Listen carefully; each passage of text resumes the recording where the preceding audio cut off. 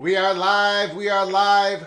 Welcome to College Football's Peek Around the Corner with your host, Greg Flugar. We cover everything in college football because we love everything in college football. And if you do as well, please subscribe to our ever-growing channel. Smash the like button if you like our content. Share the video with your family and friends. Welcome into the studio that sits on the corner of Keith Jackson Parkway in Kurt Gowdy Avenue. Do not be afraid. Do not be afraid to be a PATC legend. With your comments in the chat room and with the phone calls, we're going to open up the phone lines early. There really is no monologue. We already did a live show talking about Brian Ferentz not coming back for 2024 as the offensive coordinator. He's not coming back. And ladies and gentlemen, we did a live show, a short little live show earlier today on it. More information has come out. Beth Getz, the athletic director, the interim athletic director of Iowa, soon to be the permanent athletic director of Iowa, she made the call. She made the call, and I just got a report that's saying that Kirk Ferentz, the head coach, doesn't necessarily, he doesn't support this move. So Beth Getz, she stepped in, she made the call, she put out a statement. It's pretty obvious what she's doing. Setting the stage for 2024. Kirk Ferentz, it's your move next. Do you want to leave the head coaching position, or are you going to hire the next offensive coordinator? Beth Getz says it's really not my position to be firing assistant coaches, but she felt she had to step in. The offense of Iowa has been underperforming for years. It has hit rock bottom. Scott Docterman just put out an article that was just coming on air, The Athletic, saying that the Iowa program offensively at least, has hit rock bottom. The main story that we're covering 9 minutes from now, the ACC, I've got the ACC network on a monitor in front of me. I'm going to be keeping track with what they're saying at the ACC network and what they're putting out on X, on formerly known as Twitter, message boards, and if you, of course, the PATC community, keep your head on a swivel, put down in the chat what you're learning. The ACC is releasing the football schedules. I think it's just the matchups.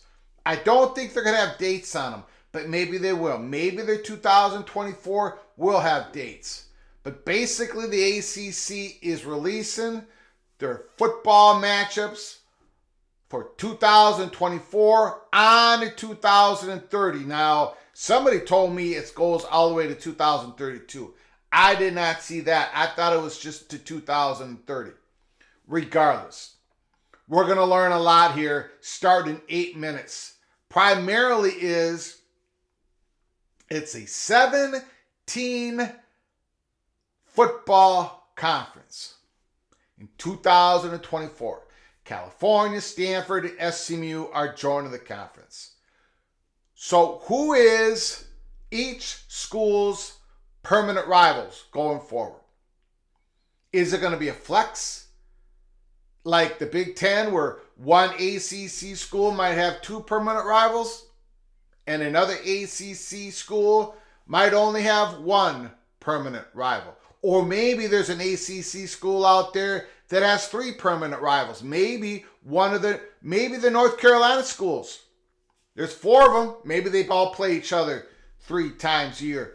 I don't know. We're going to find out in about 7 more minutes. The one thing we do know, ladies and gentlemen, is California, Stanford, and SMU are permanent rivals with each other. Each and every football season, California will be playing Stanford and SMU. Stanford will be playing California, SMU. SMU will be playing Stanford and California. They are their own football pod of permanent rivals. Now, Immaculate says, watch FSU, Clemson, and USC are listed as each other rivals. I don't believe so. Now, that would make it a lot easier if and when those 3 schools leave in a couple years from now. And I think that's going to happen. But anyways, it would make it a lot easier, but I don't think that's how they're going to do it. Remember, when you're doing permanent rivals, it's difficult because you've got to be able to balance your schedule out, right? You got to be able to balance your schedule out. We'll see, Immaculate. We'll see how it's the Big Ten was difficult with 18 schools, right? They figured it out with 16 schools. And then when they added Washington and Oregon, they just made those 2 schools permanent rivals. But the ACC is even more difficult because you have Notre Dame, the Fighting Irish, who are sitting out there with 5 games a year. Remember, their scheduling agreement with the ACC. They get 5 ACC games a year for their schedule. To be able to marry all that together, holy smokes, it's going to be very interesting.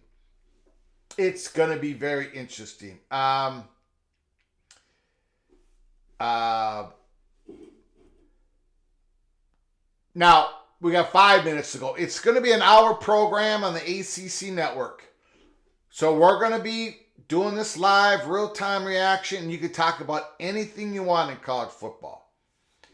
I'm primarily going to be talking about the ACC football schedules. What I am surprised at, and let me take a look. First of all, let me thank everybody for coming on in early before the ACC network program starts. Let me take a thanks to everybody here for what whatever reason, my chat isn't. There we go. There we go. TH3, thanks for coming on in. R. Webb, Stephen McNeely, JD Turtle, Matt Neeson, Hagen, Laura Weiss, Texas Tech, Red Raider, Mr. Jeff Olson. Mr. Jeff Olson is in the house. West Virginia guy. I hope Pittsburgh and Virginia Tech have to travel to California and SMU. At some point, they're going to have to. Just like Rutgers and Maryland have to go out to USC, UCLA, Washington, and Oregon. But they're not going to be permanent rivals. I don't believe West Virginia guy. I don't believe Clinton Moses. Keep your head on a swivel. Keep your head on a swivel. SMU has no rivals. Well, that may be true, but they're going to have a scheduling permanent rivals with California, Stanford. Remember, SMU, they greased the skids to make the expansion possible. They greased the skids. They're not taking any media revenue for years and years and years, 9 years down the road, whatever. SMU, whatever they get offered, whatever is offered to them in the scheduling, they're going to say, thank you, can I have another? SMU's not going to complain. They're in no position. Neither is California, neither is Stanford. The real parties that we have to focus on when we watch these schedules be released, as Immaculate and others have alluded to. Got to keep your eye on North Carolina. Got to keep your eye on Florida State. Got to keep your eye on Clemson. I think you're going to have to keep your eye on Miami, Florida, and Virginia as well. But those three ones, Clemson, North Carolina, Florida State, see what their reactions are privately, publicly. Do they say anything tonight? Remember, I get it. I get it. Some of you are saying, Greg, would you relax? Just relax. Whatever happens in your ACC Holy Smokes Theater, whatever's going to happen, it's not going to happen for another 7, 8, 9 years. That's what I used to think a couple years ago. That's what I used to think in late 2022. But then the Florida State Money Perch got a hold of us. We put it out there on December 24th, 2022. There's a lot of smoke. There's a lot of chatter that at least 3 of these schools are going to make it their mission to get out of the conference in the next couple of years. Brett McMurphy even said it. He said it live, 365 Sports. He said, I don't see any of those 3 schools being in the ACC 3 years from now. There's a lot of chatter. So, we're going to go through the whole football ACC matchups, the permanent rivals. We'll keep our eye on those 3 schools in particular. But I'm interested in what they do. Look, Virginia Tech, Louisville, Pittsburgh, permanent rivals. Are they going to put all that together? I don't know. We're going to find out real quick. Tulane with SMU. Also, Kellen Moore to Michigan. Well,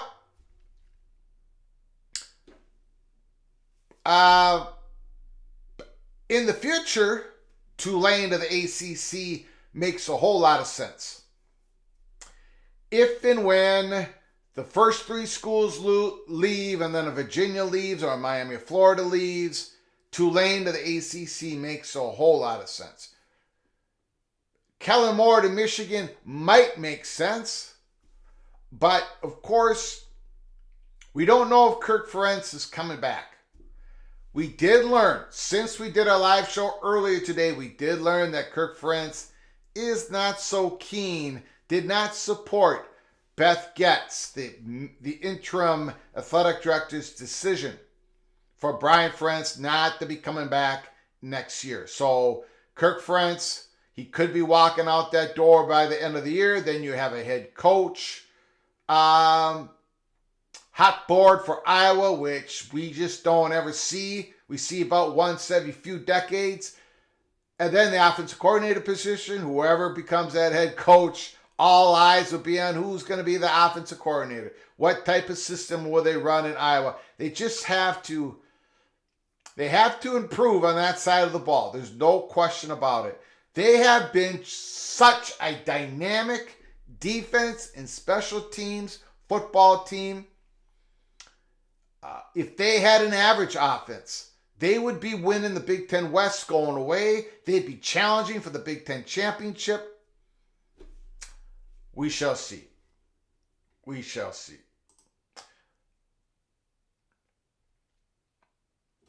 Jeff Brom should be in the Coach of the Year discussions. He's had a fantastic first year. No question about it. Matt says Kellen Moore will be a head coach in the NFL in the future. Robert Trunnell said, I said last week, North Carolina, Clemson, Florida State is leaving for the SEC in 2024, 2026. Now, the ACC releases the scheduling model for 2024 to 2030. So we've got it here. It's coming up right now. Right now, we're going to go through this a little bit. Then we'll open up the phone lines. Let's just get to where they actually start releasing some information. Let's see some information. ACC football schedule's dropping. First of a few here. I don't see it.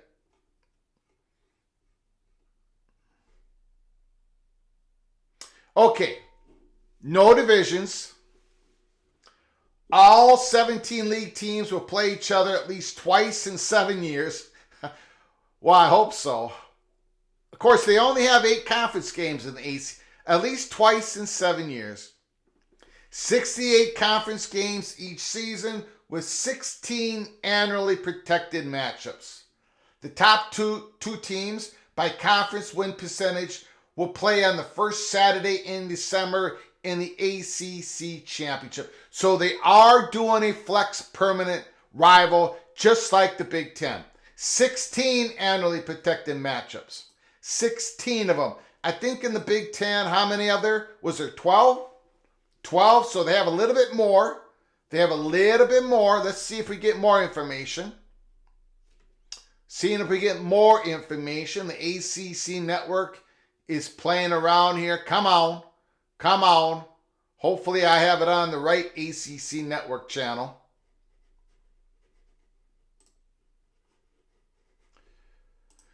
Okay, let's get more information. Come on. Come on.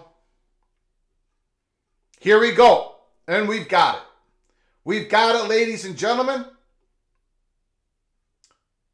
The 2024 ACC football schedule with specific game dates for all the matchups will be announced at 9 p.m. Eastern, January 31st, 2024. But this is the schedule matchup I'm going to put up on the board right now. Here it is, ladies and gentlemen. Here it is. Again, this is not the permanent rival list. This is the actual schedule. So Boston College has Louisville, North Carolina, Pittsburgh, Syracuse at home. Away, Florida State, SMU, Virginia Tech, and Virginia. California, Miami, Florida. The Wolfpack, Stanford, Syracuse, Florida State, Pittsburgh, SMU, Wake Forest. Man, it is very strange to see Stanford. Stanford in that tree in the ACC scheduling. Clemson, Louisville, North Carolina State, Stanford, Virginia, Florida State, Pittsburgh, Virginia Tech, and Wake Forest. So right away we see that Clemson does not have Miami of Florida on their permanent rival list. Okay? That's the first thing we see. Duke plays Florida State, North Carolina, SMU, Virginia Tech at home. Georgia Tech, Miami, Florida, Wolfpack, and Wake Forest. So right there we see Duke plays North Carolina State, and Wake Forest. All on their list. Here we go. These are the permanent rivals. Boston College, Syracuse. This is on the ACC network. Boston College, Syracuse. Boston College, Pittsburgh. California, Stanford. Clemson, Florida State. Florida State, Miami of Florida. Miami, Virginia Tech. North Carolina State, Duke. North Carolina, Duke. North Carolina State, North Carolina. North Carolina, Virginia. So North Carolina has 3 of them. I didn't even get through the whole list. They took them off. But it looks like Clemson only had 1 rival, and that's Florida State. Florida State had 2 rivals, Miami of Florida and Florida State. Let me see if I can, hold on, everybody. Hold on. Let me see if I can get a permanent rival listing.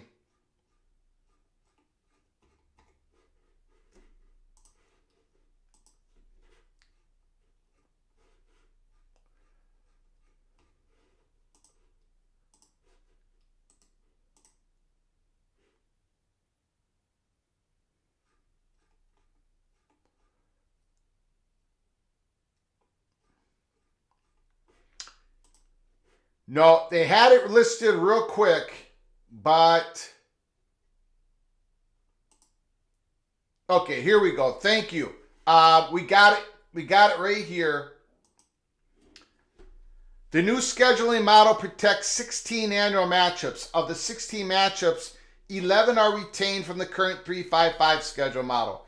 2 are the restored rivalries from divisional format in Miami versus Virginia Tech and North Carolina State versus Wake Forest. And the 3 new schools fill the remaining 3. So the annual protected matchups are Boston College versus Syracuse, Boston College versus Pittsburgh, Syracuse versus Pittsburgh, North Carolina versus Virginia, North Carolina versus Duke, North Carolina State. So North Carolina has 3 permanent rivals. North Carolina State, Wake Forest. North Carolina State versus Duke.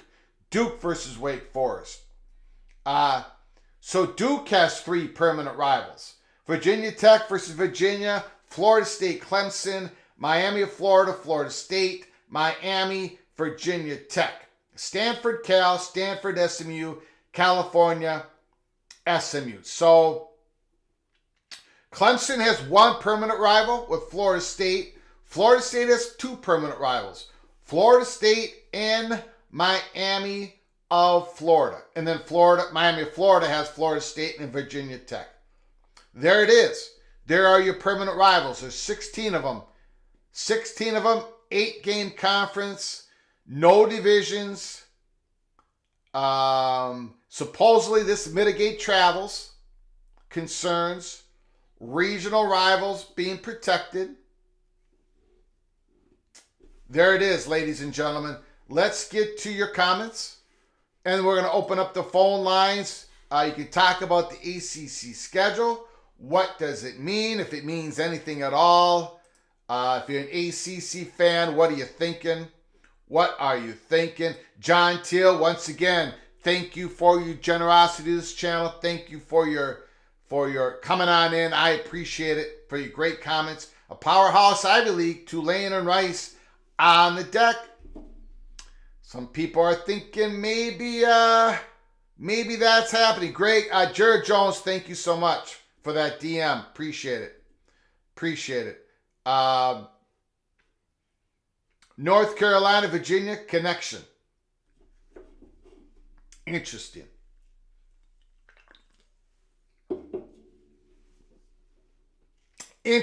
North Carolina,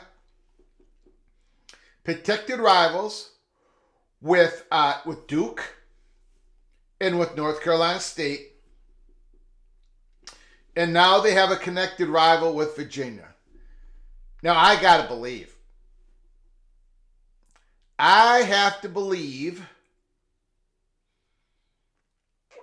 that if North Carolina did not want that rivalry game, the game wouldn't be a rival game. They already have 2 of them. To go out and have a 3rd one, North Carolina could have smashed that, I believe. But I think that shows that there is a North Carolina, Virginia connection, as I think Immaculate is trying to showcase there with this comment. Very interesting. Very interesting indeed. Thank you, John Till, for your super chat. Thank you, Immaculate. If you're new to the channel, please subscribe to the channel. Smash the like button. If you want to support our channel through a donation, hit the $sign, put a comment. I'll get to your comment as soon as I can. I think I want to take one more look.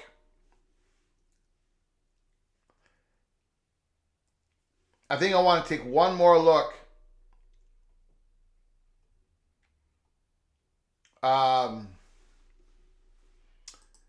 at the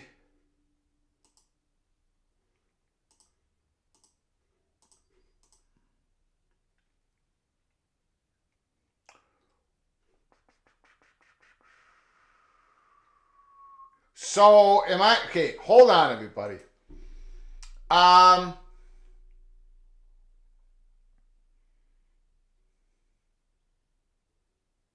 So Louisville does not have a permanent rival.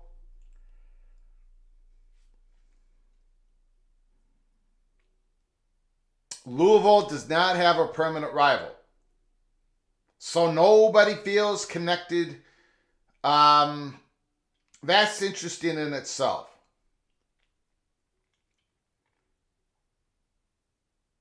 Louisville does not have a permanent rival.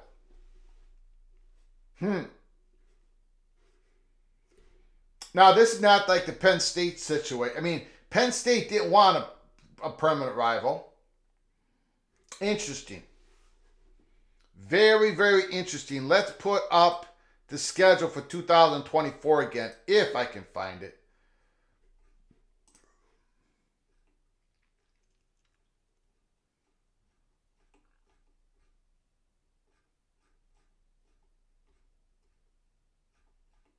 The comments are starting to come through, especially in Clemson and Florida State. We'll get to those in a second. Here, hold on, everybody. Hold on. Let's get to that schedule again.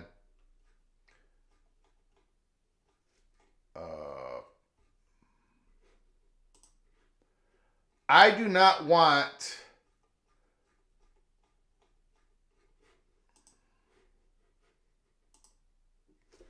Okay. Take a look at that. Back up to the 2024 schedule. Take a look at North Carolina, for example. Home, Georgia Tech, North Carolina State, Pittsburgh, Wake Forest. Away, Boston College, Duke, Florida State, Virginia. North Carolina, Florida State, and Clemson. None of those three schools go to the West Coast. However, one of those teams, Florida State, does go to Texas to play SMU. So none of those three teams go to the West Coast. Don't know if there's anything interesting about that. Miami, Florida does have to go to California.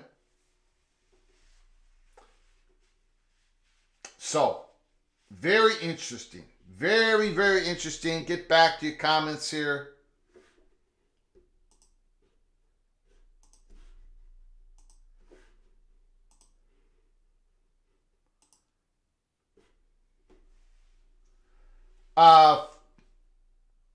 Florida State plays California on the road. Let me check that out. I didn't think that was the case.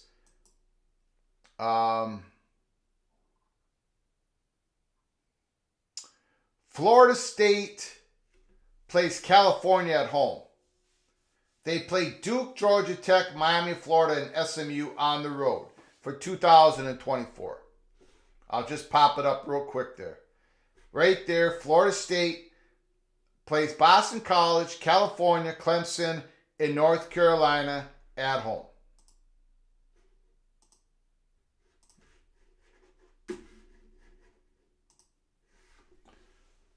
Okay. Thank you, John Teal, once again for your super chat. I appreciate your generosity. Advantage for North Carolina. They never travel out of the state. Well, it's been like that for a long time. 4 North Carolina schools in the conference. That was good back in the day. That was how conferences were created, regional rivals, right?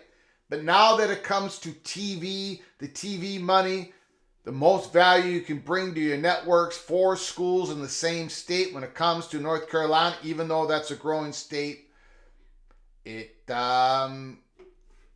I don't know. It's very, very difficult to squeeze out the value that you could be squeezing out in your conference if you didn't have 4 schools in the same state. But yes, North Carolina, very interesting that they are a permanent rival with Virginia. I think we're going to have to keep that in the back of our minds going forward. Ryan Williams, did we mention Iowa fired Brian Ferentz yet? Yes, we did. We had a live show earlier today. So go check that out. We can talk about it. We're going to be opening up the phone lines. Brian Ferentz is out. Did get fired by Beth Gates, the interim athletic director. There's going to be a new offensive coordinator at Iowa for 2024. And I think most likely there's going to be a new head coach. But you can disagree with me in the chat or with the phone calls. I do not think the head coach is going to be coming back. You're age 68 years old. His son just getting fired by athletic director who's the interim. Kirk Ferentz probably, doesn't have, nothing against Beth Gates, but there hasn't been that long-term relationship. This is really the time for Kirk Ferentz probably to step away. Just my opinion on it. Let me know if you think he's coming back.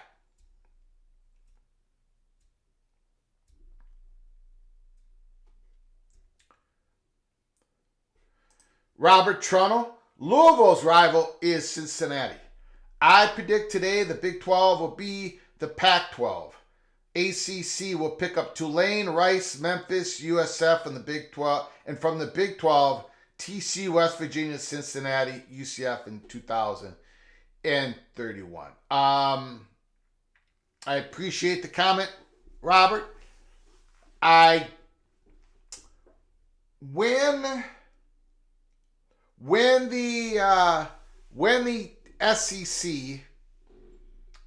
and the Big 12 the SEC and the Big 10, when they eventually eat at the table of the ACC, will the ACC be able to actually poach Big 12 schools?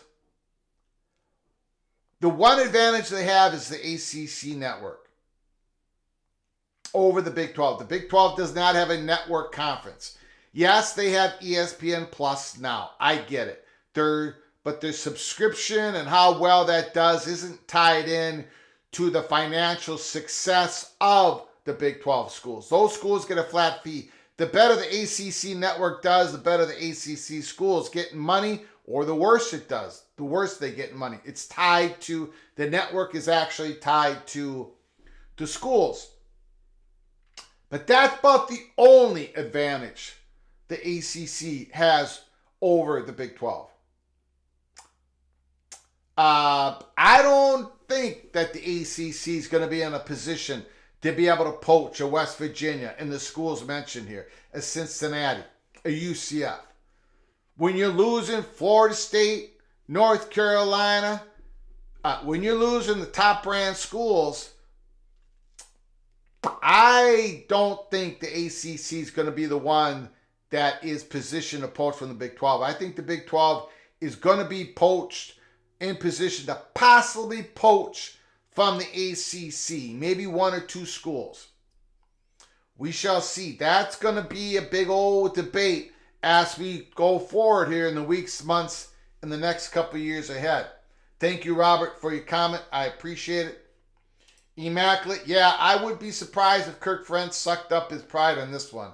His ally, the old athletic director, had to resign because he wouldn't act on the Ferentz. That contract was his last gasp, his last way to help out. That Brian Ferentz contract, if he averaged 25 points a game, the offense, the defense, special teams combined, Brian Ferentz would get his old contract back, but that's not going to happen. Beth Gates, the interim, stepped in and she made the call. I'm going to open up the phone lines here. I'm going to open up the phone lines. Hold on, everybody. Hold on. Hold on. You can talk about anything you want in college football. Anything you want.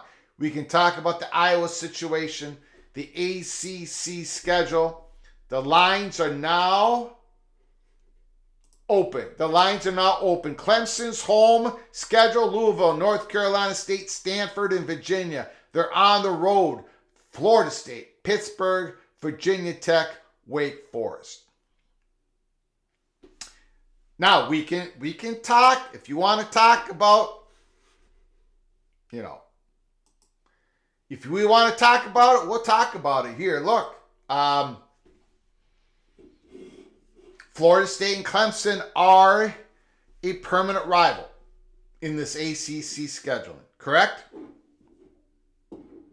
Florida State and Clemson are permanent rivals in the ACC scheduling.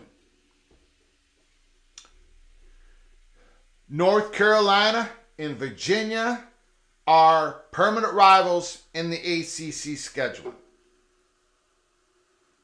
If there is any communication going on,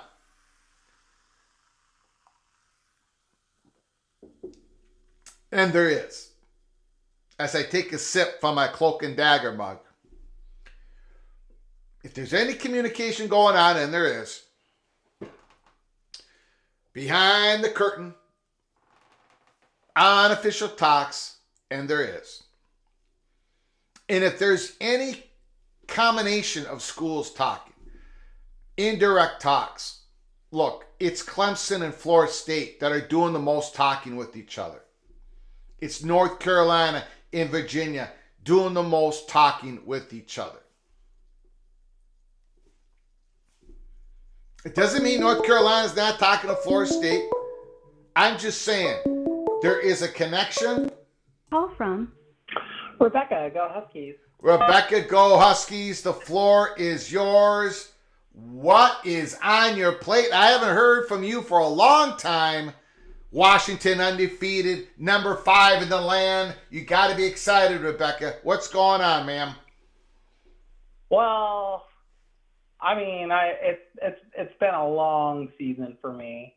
I'm just laying kind of low and quiet because when you get to like number 5, the nerves just kind of kick in. Yes, the tension, right? Yeah. Anxiety. We just sleptwalked through 2 games and still managed to win. Yeah. I don't even know how. Yeah, a lot of that happens. That happens. Yeah, but the good thing at least with Stanford, half the team had the flu, so including Penix, who played through it. Sure. Which was wild. Yeah. No, I just want to say to the Iowa fans, no, you cannot have Ryan Grubb. He is fired. Yeah. That name's popping up all day, hasn't it, Rebecca? Yeah. Oh my! Every single team whose offense sucks. We're going after Ryan Grubb. Yeah. He's got a lot of experience in Iowa. You know that. Yeah, he's born and raised in Iowa, Yeah. went to a D3 school in Iowa. Yeah, he is. I think he probably grew up a Hawkeye fan, as far as I know. DeBoer's in the same boat because he's from, South Dakota and all that. So, a lot of that funny stuff. No, very, very curious though. Playoff committee releases their stuff tomorrow. We're going to be doing that. We're going to be doing a live show, real-time reaction on that tomorrow night as well. Sorry, Rebecca. Go ahead. My question for you, since it's, kind of disappeared a little bit, but still out there because they didn't play over the weekend. Michigan, how do you think they're going to take Michigan, what's happened with the Wolverines, into account when they release that tomorrow? I would say about 10 or 15, 20 minutes prior to us coming on live this afternoon, Dennis Dodd of CBS Sports had some sort of tweet, some sort of report saying that, yes, they are going to take that into the discussions. The something about the integrity of the game, something. So they are going to take that into account, which makes tomorrow just a little bit more interesting than it already was going to be. Thank you for bringing that up, Rebecca. Yes, they are going to bring. Now, does that mean they're going to put Michigan at number 10 or number 12? Or no, they're not. But are they going to be at number 2? Maybe not, Rebecca. Maybe not. I mean, I don't know. The schedule that they've had, it's not, I mean, as far as the league goes, like Big Ten play goes, it's not their fault that the schedule hasn't been, that's luck of the draw. But their non-conference was so bad. But my other question, and maybe answer this, when you look at the schedules, especially the schedule for the ACC, you look at the schedule for, say, Florida State, since they're going to Cal, and they appear to be the only one of the 3 that's going to travel west next year. I do not believe they're going to Cal. I think California is going. Oh, Cal's going to them, yeah. Yeah, California. I'm going to put it up on the screen. Yeah. Florida State's going to Cal. 2025, they go to Stanford is what it was. Oh, okay. Yeah, eventually that's going to happen, yes. Yeah, at some point, do you see anybody doing 2 trips? I haven't gone through every schedule, so I'd have to look. No. It's only going to be one westward trip. A trip to Texas and then also a trip to the west. Do you think they'll schedule it like that? Maybe? I think there's only going to be one trip out to either SMU, California, or Stanford. You're not going to get 2 of those teams. Now, if you look at the 2024 schedule, if you look at all the away, there's not one team that has a combination of 2 of the Stanford, California, SMU on their away schedule, if you take a quick look. And I think that's how it is going forward. Yeah, because Duke travels to SMU, but they don't really leave, or they don't travel anywhere outside. Yeah. They have basically 2 away games. They go to Miami and Atlanta. Yeah. But yeah, I'm just curious if you think that they'll schedule it in a manner in which they travel out west and then they get either a bye after, or do you think they'll just get a? That's a great question. I do not know. The one other thing we do not know is we do not know the 5 teams. At least I don't know the 5 teams that Notre Dame is going to play in this 2024 schedule. Like what are the ACC teams that are going to be playing non-conference games against Notre Dame? We don't know that. I would have to assume that Stanford's going to count as one of those 5 every year? I don't think so. I do not think so. I think they're just part of the rotation of the 17 teams that are going to play Notre Dame once in a while. As it is in the ACC conference schedule, you are only guaranteed to play each team twice every 7 years.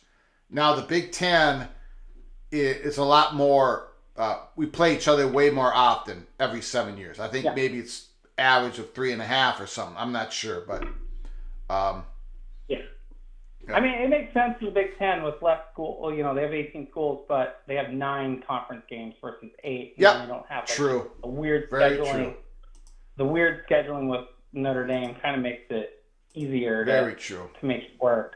Yeah. So I'm just curious because Notre Dame and Stanford is like a budgeting rivalry that's really started in the last 30 years. I was curious because Notre Dame is going there this year. So I was like, I wonder if they're going to be going there next year. But with their schedule, I mean, I don't know if they will. Just looking at what Stanford's travel is like next year. That is. I took it off the screen. No, Stanford goes to we'll just exclude Cal because that's just across the bay, but they go to Clemson, to North Carolina State, and to Syracuse. They just go right to the coast. Yeah. All right. Well, I just want to get your gauge on that. It's always interesting to see these things come across, Greg. But as always, go Huskies! Thanks for having me, and hoping for better things for the Gophers this year. Hopefully, we're okay. We're back in the race, Rebecca. We're back in the race. I just like Iowa's so. Iowa lose again? Yeah. We're back in it, Rebecca. Everybody's as bad as we are. We're back in the race. I know. Well, the Sickos committee produced a 6-way tie or something like that for the Big Ten West. Yeah. This last week, I was like, I'm kind of rooting for like a 4 or 5-way tie. I would not mind that because Minnesota's going to have a good tie. They're setting up pretty good when it comes to tiebreakers. As long as Minnesota defeats Wisconsin at home in the last game of the year, which we're not going to be favored. Wisconsin will be favored by 3.5 points. Minnesota has beaten Wisconsin in the last 2 years. If we beat Wisconsin, we would have beaten Wisconsin, Nebraska, Iowa. We're going to be looking good for the tiebreakers, but we have to beat Wisconsin. Is that game at Camp Randall or is that at home? It's at home. It's at home. Oh boy. But look, we got to beat Illinois this week. We can lose to anybody, so let's everybody relax. Everybody relax. But yeah, Rebecca, Washington, they are right there. They have a very difficult schedule coming up, but they are in position to make all their dreams come true. The offensive coordinator comes back. McMillan and Odunze comes back. Michael Penix is there. They did great in the transfer portal. They're all set up, Rebecca. This is it, Rebecca. Yeah. They can do it. I will say this. Anybody who wants to know, they were asked about it today. DeBoer was, and we played. I don't know if anybody knew it, but the starting free safety for Washington at Stanford this weekend was the third string guy because the first and second string guy they're hurt. The starter, Asa Turner, is expected. He's day to day, but the backup is probably out. So. Yeah. The over-under is 70. I would probably pick the over. Wow. All right, Craig. All right, thank you. Appreciate it. Great call, Rebecca. Call again now.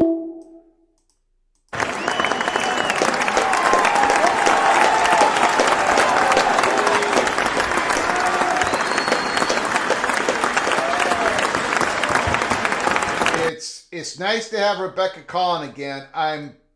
I'm pretty sure I got Rebecca upset when I picked Washington to win the Pac-12 championship, when I picked Washington to go into the college football playoffs. I think that probably upset Rebecca.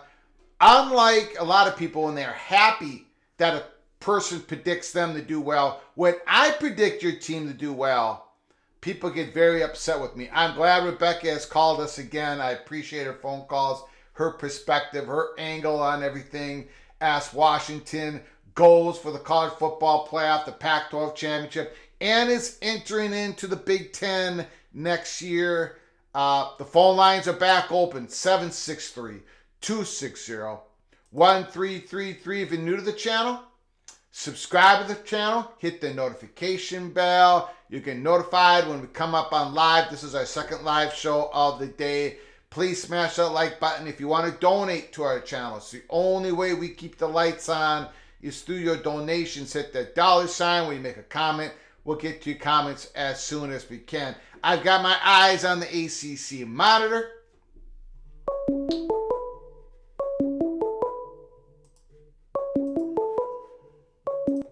Call from Immaculate. Immaculate is on the line, Mr. Hot Guy. It is now official. The Iowa Hawkeyes, Beth Gates, she stepped in. She said Brian Ferentz will not be back for 2024. And it sounds like, maybe you can give us more clarity on this, Immaculate. It sounds like Kirk Ferentz, the head coach, did not really support this move. What do you think?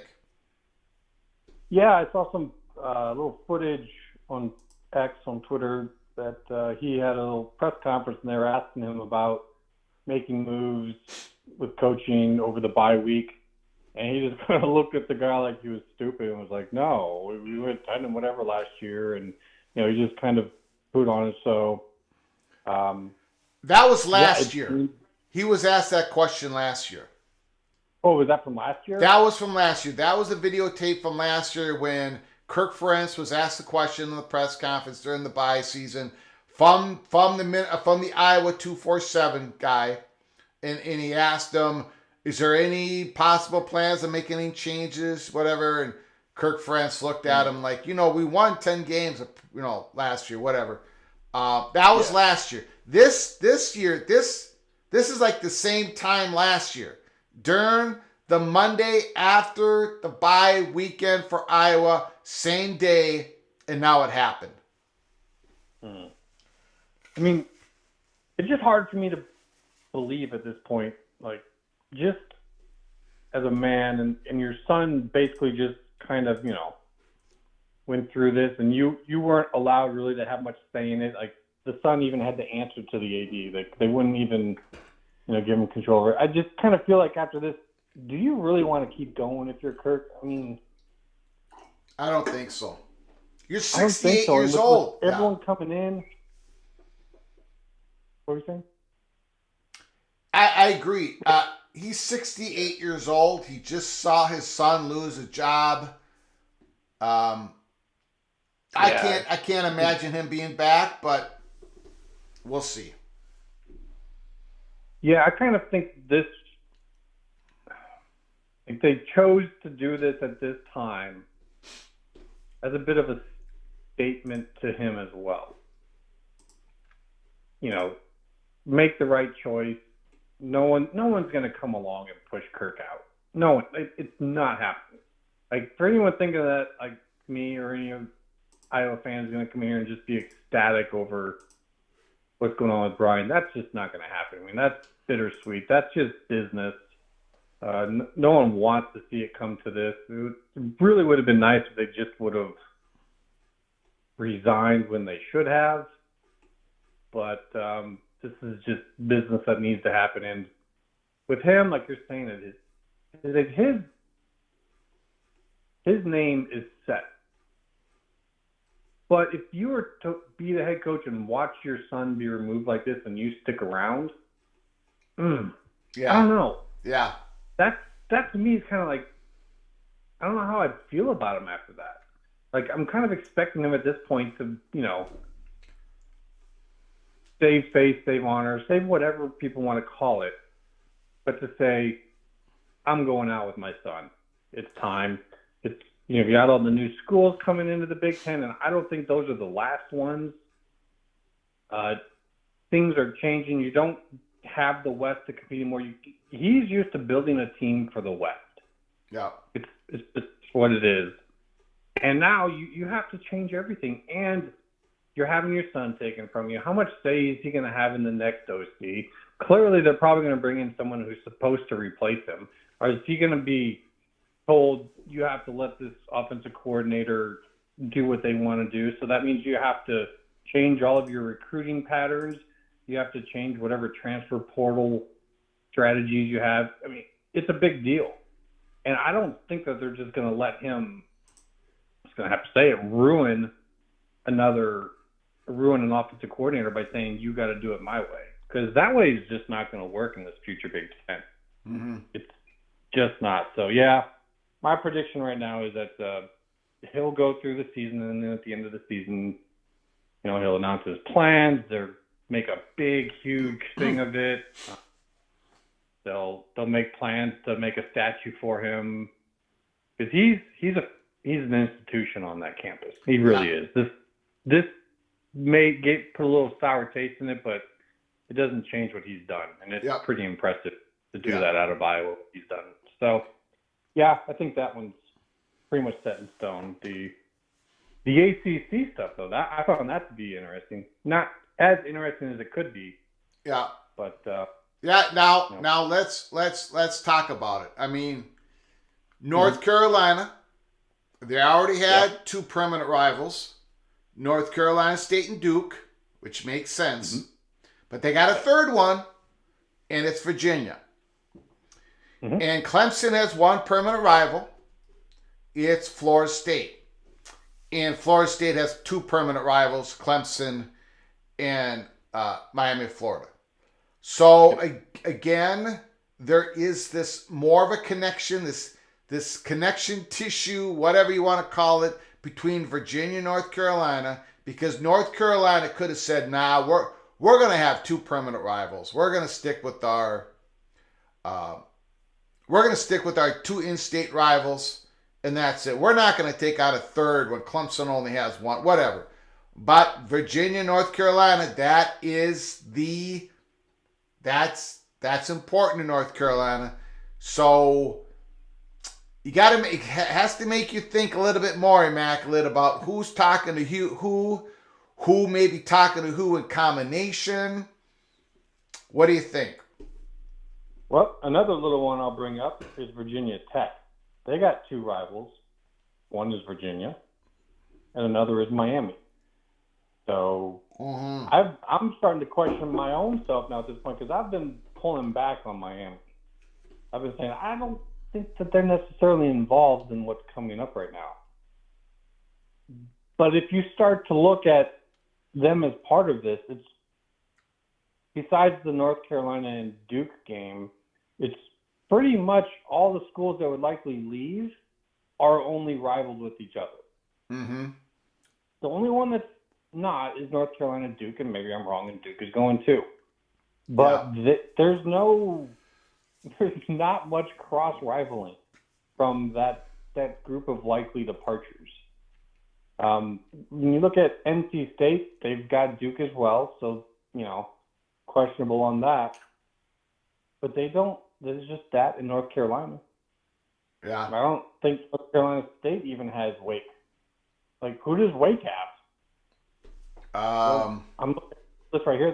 They do have Duke. That's it. Okay. So they're not with North Carolina State or North Carolina. No. Yeah, I think that. Oh boy, that says something too. Yeah, like that's what I'm saying. Once we got this, we could dive into this and really analyze it and try to look how easily could this separation happen.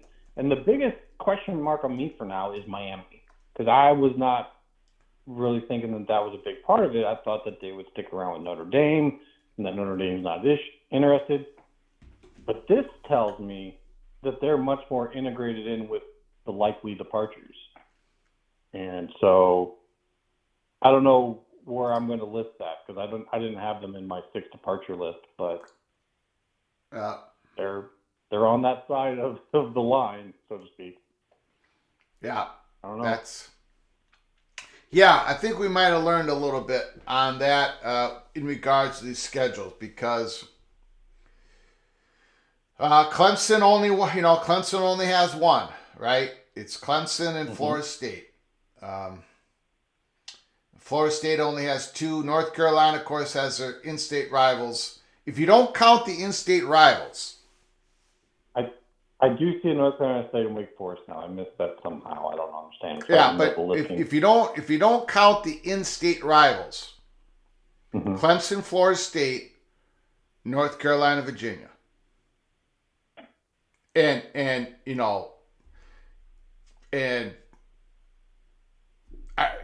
those stand. Of course, those are obvious, right? We could have all predicted that, but once you see it laid out on a chart.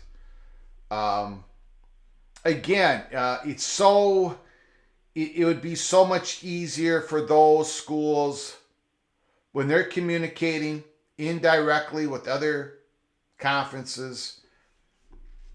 It's there's certain ties that bind. Clemson and Florida State. There's ties that bind Virginia, North Carolina. Look, all 4 of those schools could be going to the SEC 3 or 4 years from now.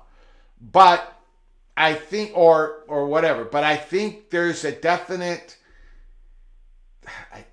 I think Virginia very well could be possibly tied to the hip of North Carolina and how this plays out. Mm-hmm.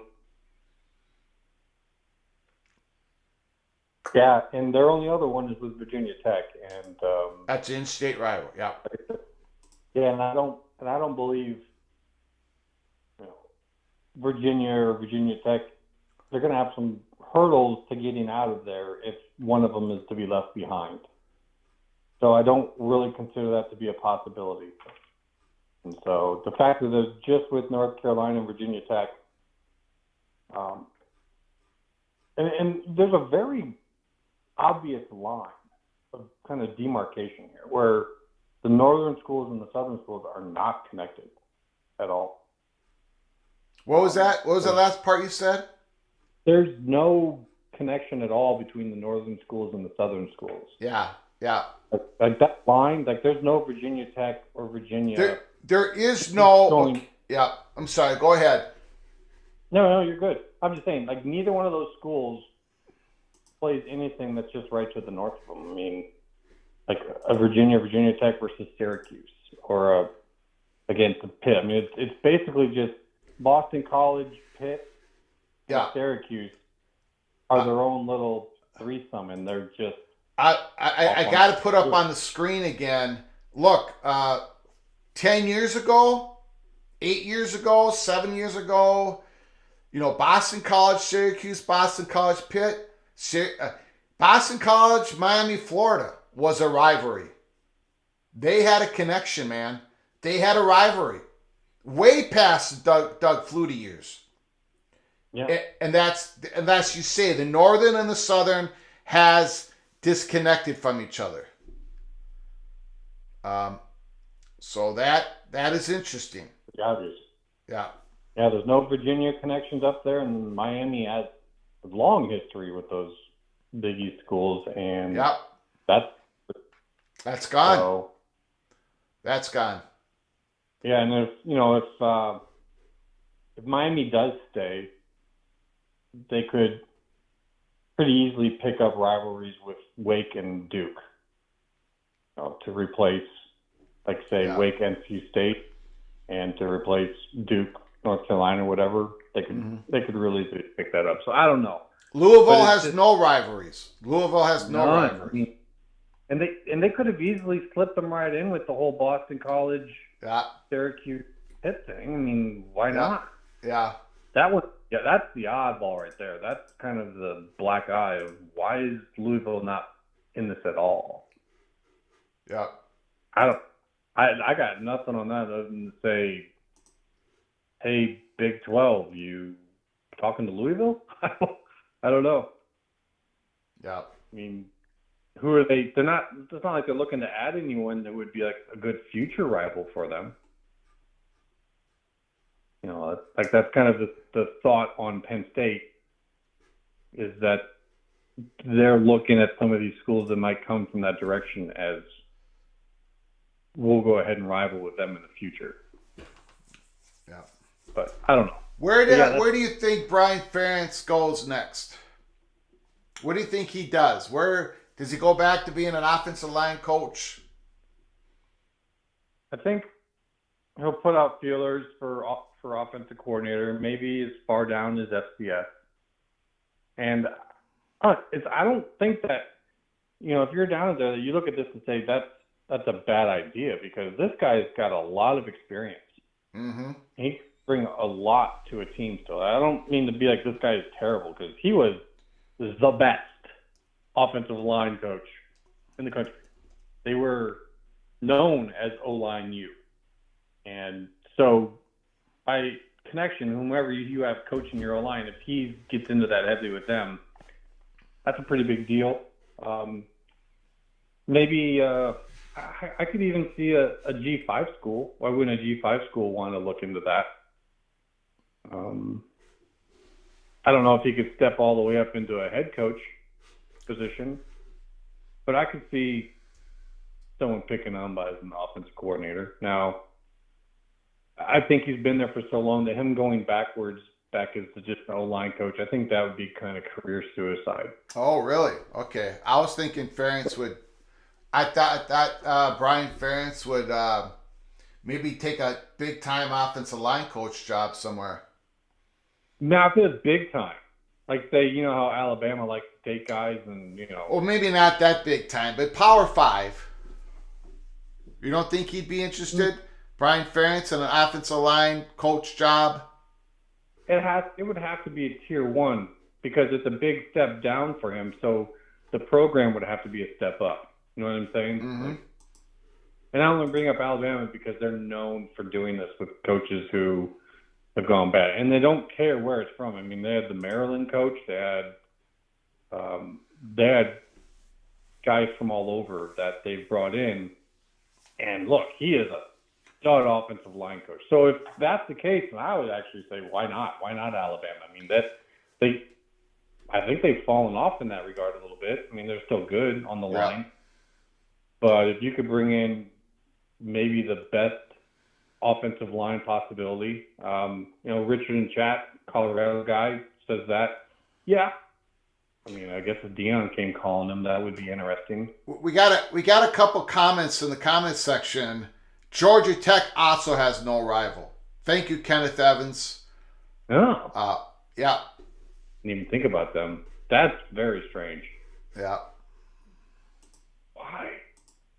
Yeah. Why wouldn't they stick them? Like, you would think Georgia Tech would. That's the thing. Clemson. Yeah. Why not Clemson? Clemson has one rival. When you do a permanent rival list, man, both teams have to agree. Right? That's true. So, at least that's what we were told going into the Big Ten thing. I'm guessing they're not going to force any rivalries in the ACC. So, and that's my point with North Carolina and Virginia. You know, North Carolina, we already got 2. Yeah, but we need to be permanent rivals with Virginia. We talk to them all the time, and they're probably planning a future together. Georgia Tech, I'm sure they may have interest, but no one really had interest with that. Interesting. That's an interesting Does that one. mean Georgia Tech has no interest in them from other conferences, too? Because if, say, Clemson doesn't want to be rivaled with them, Florida State doesn't want to be rivaled with them, and we're talking about a location in Atlanta, Georgia. And Georgia is a great recruiting hotbed, and it's all based out of Atlanta. And you're FSU and you're Clemson, and you don't want to be rivaled with that. Does that mean that Georgia Tech's not going with them? They're not going with them, no. And they do really good in Georgia. They do really good in Atlanta, Georgia, without having, how I feel about. I think that whole thing is a little bit overstated because Clemson is so close to Atlanta, Georgia, and so is Tallahassee, Florida. I don't, Yeah, but I mean, I think Georgia Tech is on the rise because they finally gave up on that offense. Like, you don't hire a coach and then tell him you have to run this offense. That's the opposite. Yeah. So I actually think Georgia Tech could be on the rise, but probably a little too late. Yeah. John Teal makes a comment, a super chat. Thank you, John Teal, for your super chat. I appreciate your continued generosity to this channel.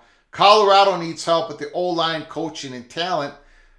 Brian Ferentz to Colorado. Deion Sanders. Actually, you know what? I'm going to defend Deion Sanders a little bit here. People are kind of... Look, they didn't really have a chance to improve that offensive line. It's hard. No matter what, I think Deion Sanders and that coaching staff. Now, I might disagree with how Deion Sanders does things. I might disagree sometimes on how he expresses himself. I agree very heavily how he expresses himself. But fixing up the Colorado's offensive line in year 1 It was never going to happen. Now, he should not have blasted them in public like that, but it was never going to happen. I think he's gotten about as much juice as he possibly could out of that first year flip of the program. What are your thoughts? What are your thoughts about Brian Ferentz going to Colorado as the offensive line coach? Immaculate. You know what?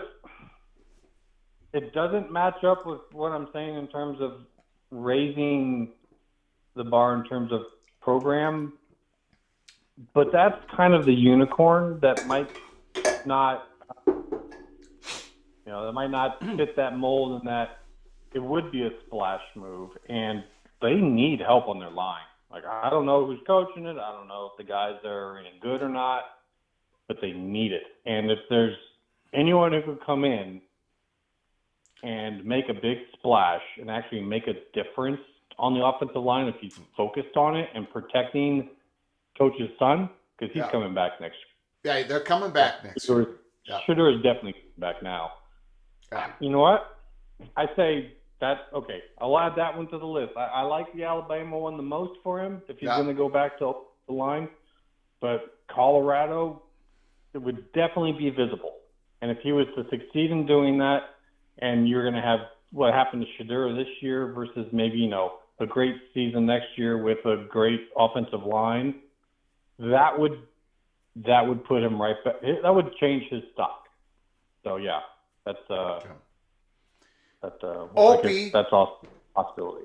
Opie in the chat. Thank you for your super chat, Opie. Thank you for incredible generosity to this channel, Opie. Thank you so very much.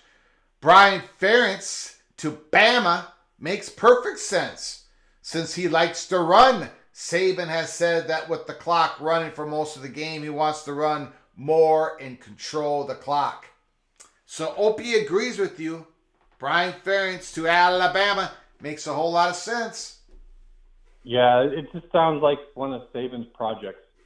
He takes guys and after that, if he makes that offensive line as dominant as they've been in the past and learns from there, he might be able to then go get an offensive coordinator job somewhere else and might actually be better at it.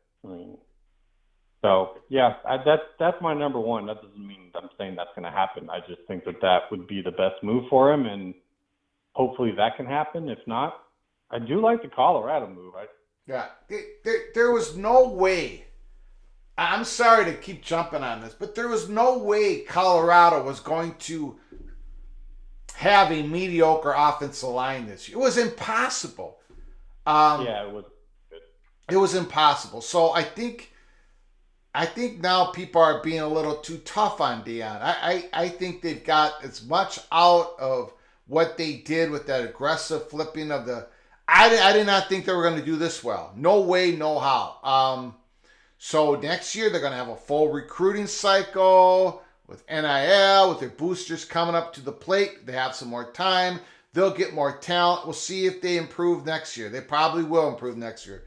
But I've seen people dumping on Deion for the offensive line, and we all knew they weren't going to have a good offensive line.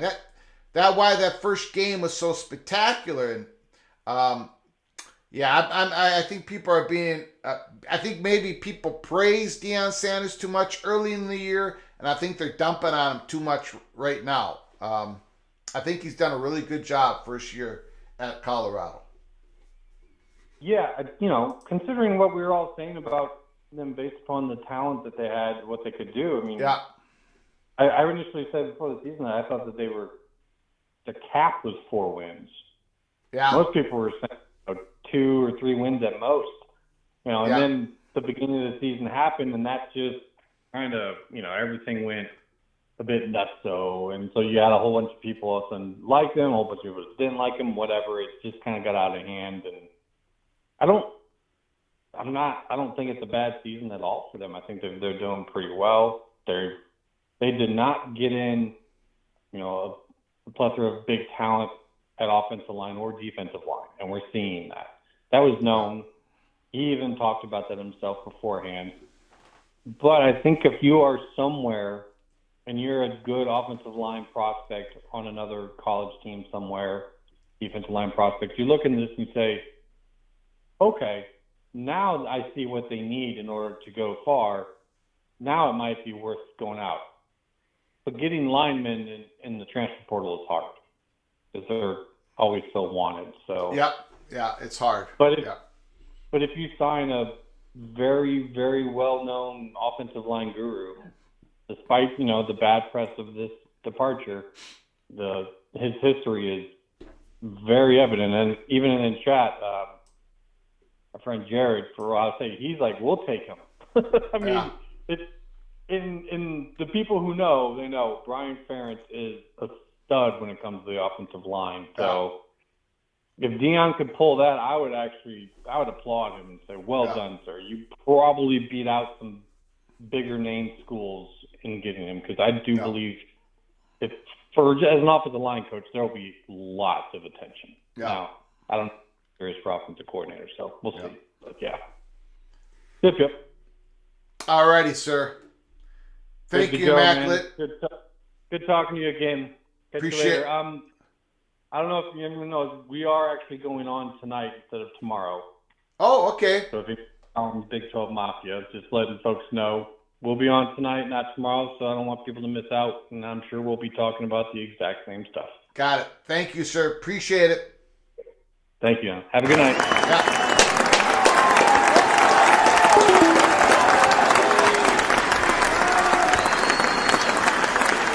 Immaculate with a great phone call. Thank you once again, Opie, for your generosity. Brian Ferentz to Alabama. Could be John Teal. Again, thank you for your generosity to this channel. Likely, Colorado will have the most talent in the Big 12. Well, next year, we'll see. We'll see what happens. I don't think it's a slam dunk. But they are going to have the top of the line talent. Yes, will match anything of the Big 12 schools. The top of the line talent. The quarterback, Hunter. Yeah, they're going to have some talent, high level talent. Overall, I don't know. I don't know about next year. But we'll see. It's going to be a very interesting year in the Big 12. Big 12 next year. It's going to be Texas and Oklahoma in the SEC. The Big 10, UCLA, USC, Washington, and Oregon. The expanded playoffs. 2024 is going to be crazy, crazy fun. So it's going to be a blast. I did see that expedition, Greg. 2024 ACC football schedule dates be announced January 31st. Pretty interesting times here. We are live here Monday. ACC Network has released, have been doing a show. I think the show now is being on repeat here. It was an hour-long show. The ACC has released the 2024 to 2030 scheduling model, and they released the matchup for 2024, and they went and did their the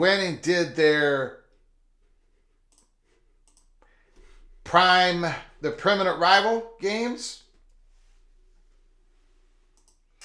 As we see here, the permanent rival games are once again Boston College Syracuse, Boston College Pittsburgh, Syracuse Pittsburgh, North Carolina Virginia, North Carolina Duke, North Carolina State, North Carolina State Wake Forest, North Carolina State Duke, Duke and Wake Forest, Virginia Tech Virginia, Florida State Clemson, Miami Florida State, Miami Virginia Tech, Stanford California, Stanford SMU, California SMU. Georgia Tech has no rivals. Louisville has no rivals.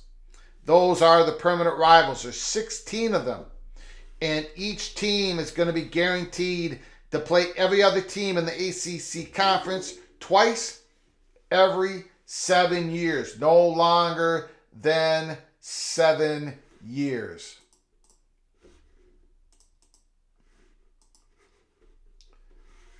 The phone lines are open. 763-260-1330.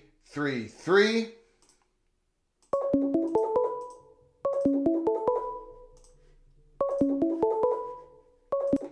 Call from JD. JD, Mr. Seminole, the floor is yours. How you doing, sir? Have you taken a look at the schedule, the format? What are you thinking? I've been listening, and I hadn't had a chance to take too much of a deep dive into it. It's about what's expected. You know, FSU and Clemson's going to want to keep Florida State on the schedule, and Florida State wants to keep Clemson. It's about eyeballs, and you know, and selling out stadiums, just those kinds of things. Yeah. Plus, you know, heading into the playoff, you want as many money games and high value games as you can. You know, moving into the 12-team playoff next year. Yeah. Miami's always going to be an FSU rival unless FSU goes on to another conference and they have to choose between Florida and Miami. I think they'll choose Florida as a yearly rival. Okay. But being that they're in the same conference, no, they're going to play each other. I mean, FSU is about Miami's only rival. I guess you'd say Duke, maybe Virginia Tech from the past, but, you know, that's about it. So it's about as expected. You know, one thing that was popping up on the board today on War Chant, you know, on the realignment thread, you know, with FSU, I guess in 2 weeks or 3 weeks or whatever is going to begin the renovations to their stadium. I don't have season tickets. I live far enough away that I just don't get a chance to go very often. Mm-hmm. So I'm usually watching it on TV. Yeah. The increase in season ticket costs and all the changes they're making to the stadium to better the game day experience, there is no way they're intending to stay in the ACC. I mean, that's, yeah. I mean, they're asking people to pony up a lot of money. Yeah. And go ahead. I'm sorry. Well, somebody, I think it was, what day are we on? Monday? A few days ago. I can't remember if it was Friday, Saturday. I'll just say one of BTM, my guys, one of his sources said pretty much the exact same thing you just said. Florida State is not, now we've been getting told this, you know, for a while, right? The smoke is real, there's fire, da-da-da-da. But just matter-of-factly saying Florida State is putting money in to the football experience, putting money in where they really don't have to do it right now if they were going to stay in the ACC. They wouldn't have to do this, but they're not staying in the ACC. That's why they're putting all the investment into the stadium now, and all the money that they're going to use to get a settlement, they're doing it now. That matter-of-factly, just what you said. I apologize I interrupted you, but that's, you just, when you said that, it took me back to the ramble. Go ahead. No, I didn't mean to interrupt you. Go ahead. I'm sorry. No, you go ahead. I interrupted you. I'm just saying what you said was told to me a few days ago. I can't remember which day it was, but yep. Yes, sir. And one thing that was also talked about the other day was, you know, one of our insiders that has Big Ten connections. He still thinks FSU is going to the Big Ten. He's pretty firm on that. Okay. You know, we'll see. I'm going to be good either way. There's benefits to both, and we've had that discussion. Yeah. Oh yeah. Good either way. But yeah, but you know, that's about it. I'm not qualified enough to speak on Iowa. So. None of us really are, JD. None of us really are. I'm not even qualified to talk about the Hawkeyes, and they're the evil Hawkeyes just south of me. So I get it. I have had family in the coaching community, and I also know other family that are distant family that has had children that have coached with them. And yes, sir, once you cross that line and you more or less force somebody's hand, it's really hard to stay. Yeah. You know, Yeah. it just is. I mean, Yeah. you're almost like a lame duck from this point if he's not planning on being there long term. And then, like y'all were discussing, beforehand on the phone, that I think it was Immaculate that was saying that they would more or less probably be picking his successor. And Bobby had Jimbo as coach in waiting there for a few years, whenever towards the end of his tenure, and it didn't go good. I mean, Yeah. Jimbo didn't ever have an issue with Bobby, but I don't know this for a fact, but I was under the impression that Mickey Andrews and Jimbo just didn't get along real well, or maybe they were just butting heads a lot, and it just becomes where you just got to make a clean break, whichever direction. And again, I don't. You either, if they forced his hand to fire his son, or they fired his son for him. You either give him complete control on the replacement, which it doesn't sound like they're going to do, or it's just done.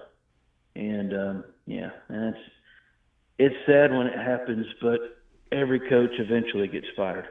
Yep. They retire, or they die, or they get fired, or they leave on their own. Right. A lot of them get fired at some point. Most of them do. And yep. Some of them, they get the opportunity to leave on their own. But anyway, enjoy the show. Got it, JD. I appreciate it, good sir. Thanks for calling. Call again. JD, Mr. PATC Seminole.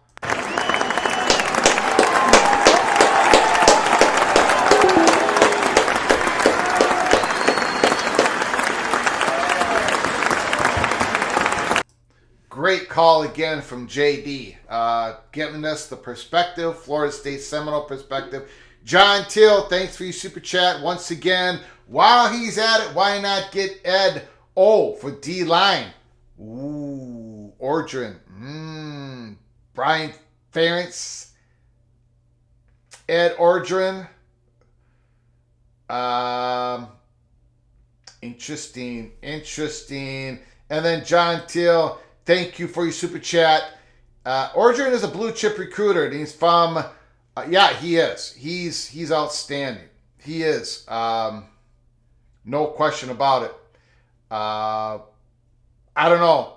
That might be just a little bit too much dynamite for prime time to bring in Ed Ordrin.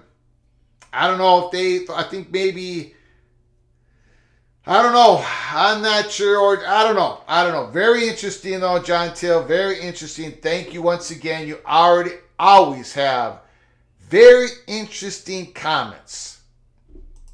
Hard to dissect. Very difficult questions sometimes too. Very good job. Thank you, John Till. Again, I appreciate your generosity to the channel very, very much. Now there was a comment here about UNC, and I can't find it,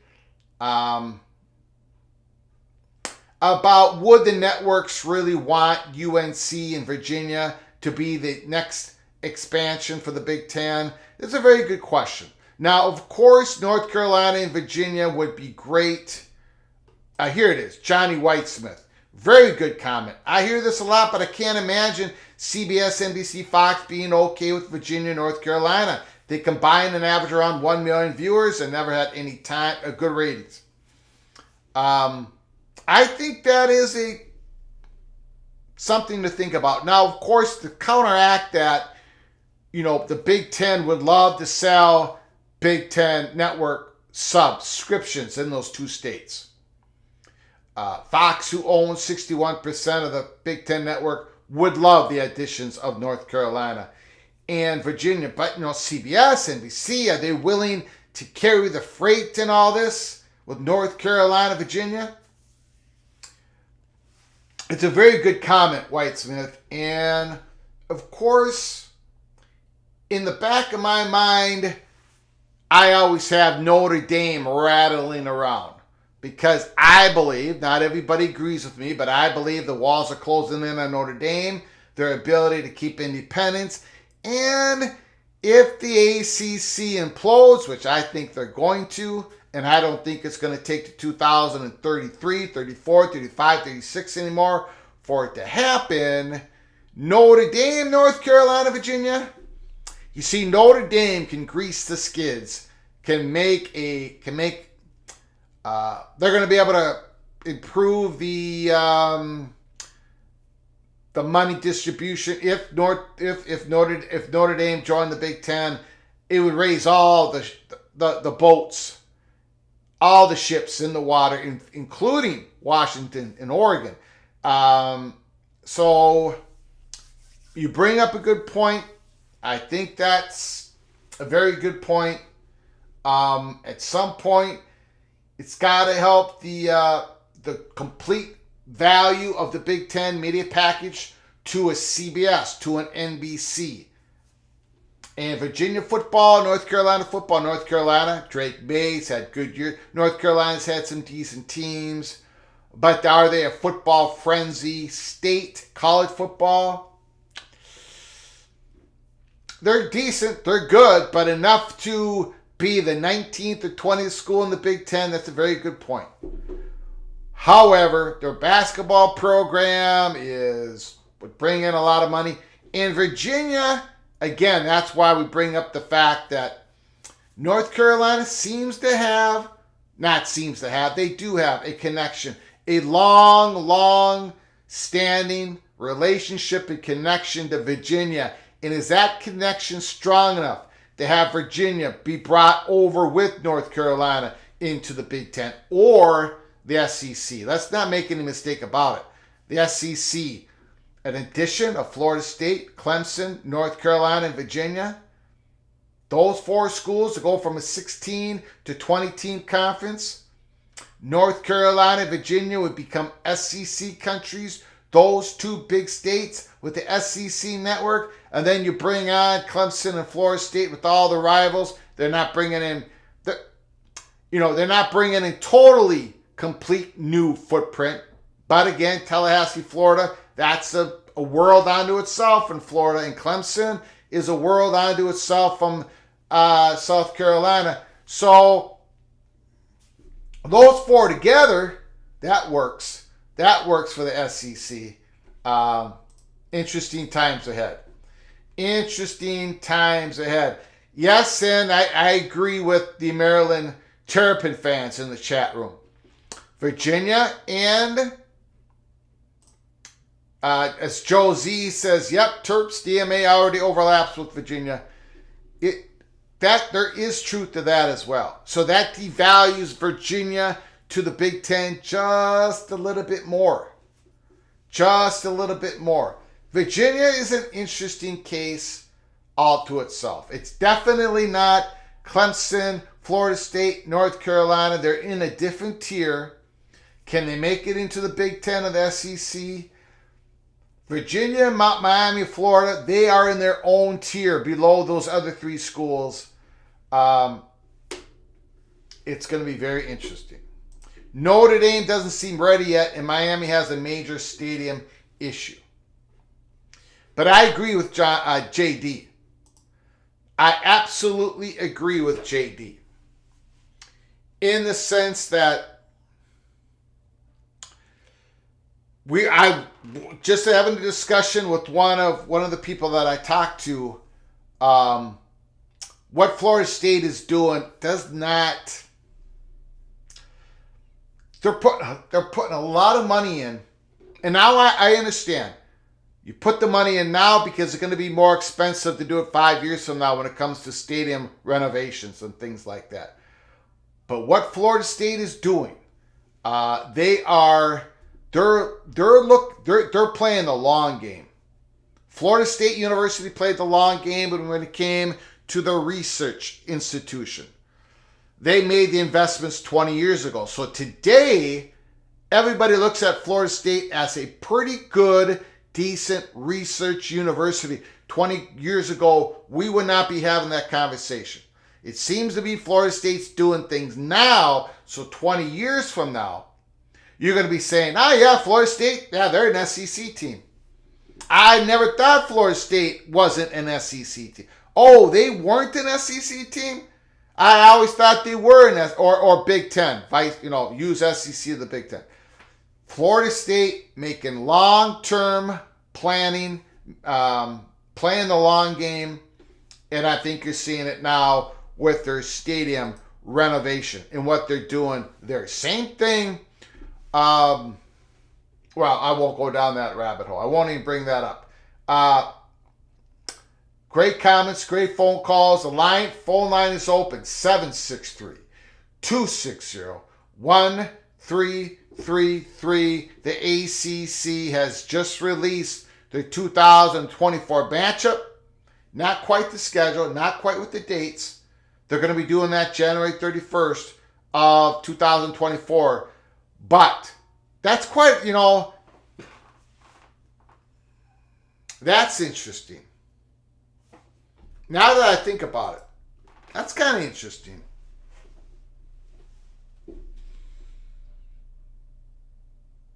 The Big Ten,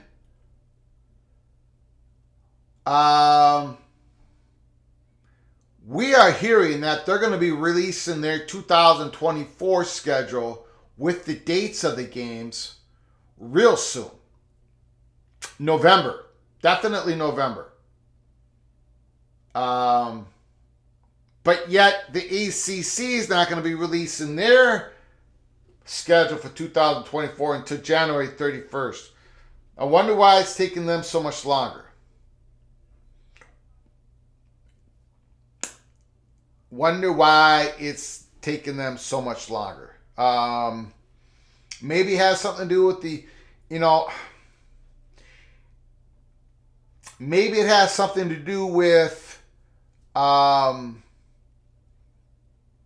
the SEC, waiting for them to produce their schedule with Texas and Oklahoma.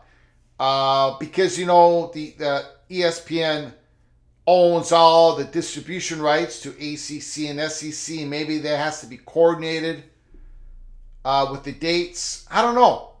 I wonder why it's taking to January 31st. I don't think it has anything to do with realignment. Possible realignment, because that's not going to happen for years down the road, a few years down the road, and it wouldn't affect what they do in 2024. Just wondering why it's taking North Carolina so long to produce their real schedule.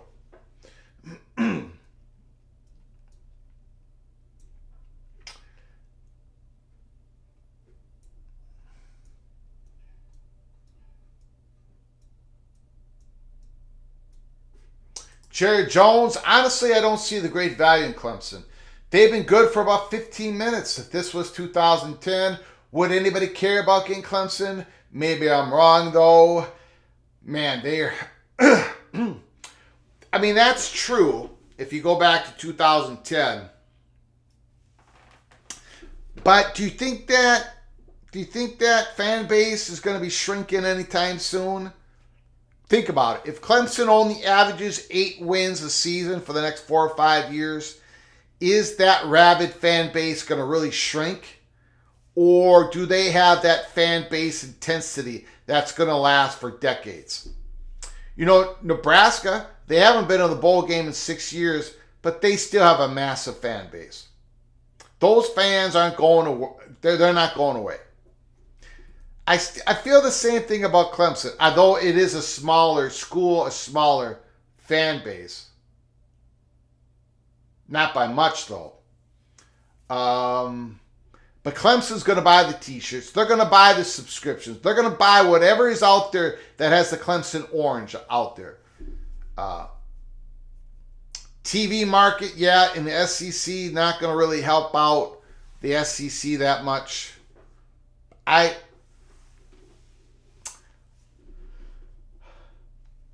You know what? Clemson hired their consultant firm 6 months ago, according to CBS Sports.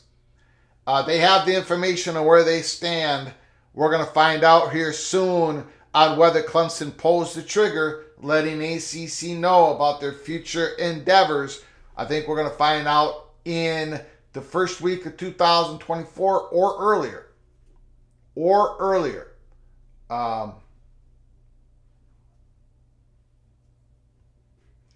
Immaculate said if the Big Ten takes North Carolina, Virginia, to add to Maryland, Rutgers, even Penn State in the Mid-Atlantic area from New York to North Carolina is strong Big Ten territory.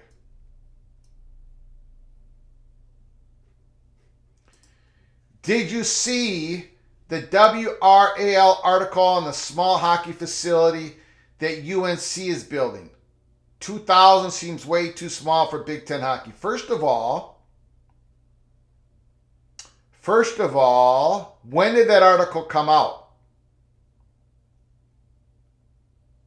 When did that article come out? Second of all, can somebody DM me that article right now? Third of all, 2000, a gateway to Division I hockey, 2,000 is fine. Especially in North Carolina. No, it's not too small. Eventually they probably would want to get to a 5,000 seat stadium, but not. I need to see that article. Is that a recent article? Sheep in Wolves Clothing. Is that a recent article?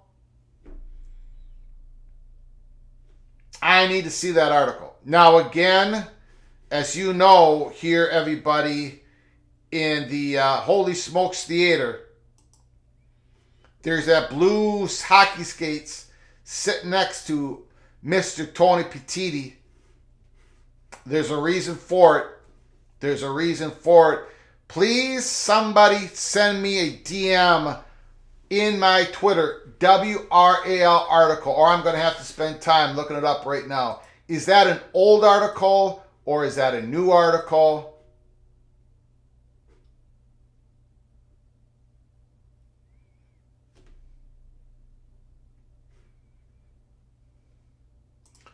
There are 7 teams in the Big Ten hockey. Penn State was the 6th. Notre Dame was the 7th. They're actually looking for number 8. So if Notre Dame pulls out, that's not going to be a problem. And Notre Dame ain't going to pull out. The Hockey East thing did not work for Notre Dame. And then, well, I'm not going to go down this rabbit hole, but the whole COVID era thing, it was Notre Dame isn't. I don't want to go down the rabbit hole because we learned so much. A lot of people are not going to care about hockey in the chat room, but Notre Dame's not going to pull out Immaculate, in my healthy, strong opinion, anytime soon. And number 2, the size of your first hockey arena in Division I hockey, you just want a fun atmosphere. You just want a place to practice. You just want a place to put a little bit of sponsorship in your arena. That's all you're looking for North Carolina. If anybody has that article, please send it to me. Again, it's one of those things. Hockey doesn't make a realignment difference. But we do know, we talked about it on October 7th here at Peek Around the Corner, that North Carolina looking to build a Division I hockey program 6-7 years down the road. Not 2 or 3 years down the road. That's what we were told. That North Carolina has been talking, I'm sure they've been talking to the SEC, but indirect talks with the Big Ten, talking about how they're going to build a Division I hockey program, flirting with the Big Ten, making sure they know they're interested. They've been talking off the record for years when Jim Delaney was the commissioner. So it's nothing new, but hockey was brought up. There's more than one donor for the North Carolina hockey. We know the names. I have not said the names on this channel. I haven't been given the go-ahead. In fact, I was surprised I was given the go-ahead to talk about what I've talked about thus far when it comes to North Carolina and the Big Ten. I was given the go-ahead. I haven't stepped across the line. But I sure would like to see, if all possible, that no one has sent me anything. So, here we go.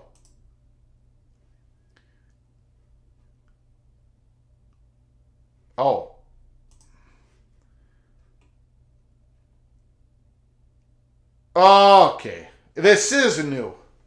Holy smokes. Expedition Greg, thank you for sending me the article. I got to be careful here. Okay. Ladies and gentlemen, I got to be very careful. Yeah, the Carolina Hurricanes in Raleigh. I'm going to read this article. I haven't really looked at it yet.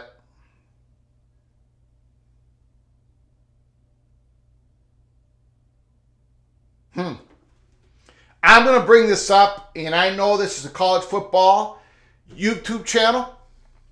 I get it. Just remember, you know, I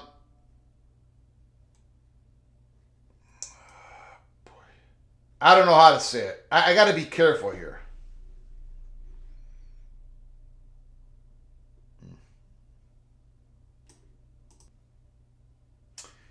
I'm putting up on the screen, we got the heads up. We were the ones that broke the Notre Dame hockey to the Big Ten. It's very difficult to imagine, but according to source, Delaney is again going down the Notre Dame rabbit hole to try to bring North Carolina hockey to the Big Ten. And then months later, there was the news. Nobody had this news but us. In fact, I got attacked by a North Dakota announcer, hockey announcer, right after I put this out. But we had the goods. And then later I told him I was given permission, and I'm going to tell the story someday on this. I was given permission to tell the North Carolina hockey announcer what our source was, and then he backed down. He never gave me trouble again. Anyways, so there's a lot of hockey stuff that we learn here at Peek Around the Corner that does not pertain to college football. This is a college football YouTube channel. But we had to bring up the hockey skates being brought in with the masked man putting next to Tony Petitti's chair in the 6th row in the Holy Smokes Theater. I had to put that out there. And now we have an article. Let's read it together. And let's just see what it says. Again, I hope they don't bring up something that I'm a little nervous, but I'm going to read this article without reading it before I read it to you all. Let's get right to it. North Carolina Hockey Booster Club acquires land in Chapel Hill to build permanent arena. The North Carolina Tar Heel Hockey Booster Club has reached an agreement to acquire land in Chapel Hill as part of the first phase of building a permanent home for North Carolina ice hockey team, the club told WRAL on Friday. Now, North Carolina has a hockey team. They have a club team, HCHA hockey team. But this is about Division I. Scholarships going to men's and women's hockey programs. Division I, playing at the highest level. This is the goal. Now, let's read the rest of the article. I know some people are thinking maybe because you don't follow college hockey too much, North Carolina has a hockey team. They do, but they don't have a Division I sponsor, NCAA. You know what I'm talking about. They have a club team, which is good. That's fine. Beautiful. But they want to go and play and compete at the highest level. The 3.99 acres is located within Caraway Village Development, just off of I-40. About 5 miles from the center of UNC Chapel Hill campus, which is perfect. UNC hockey currently plays its home games at the Orange Sports County Sportsplex in Hillsborough. So 5 miles away from the center of the campus. Wow.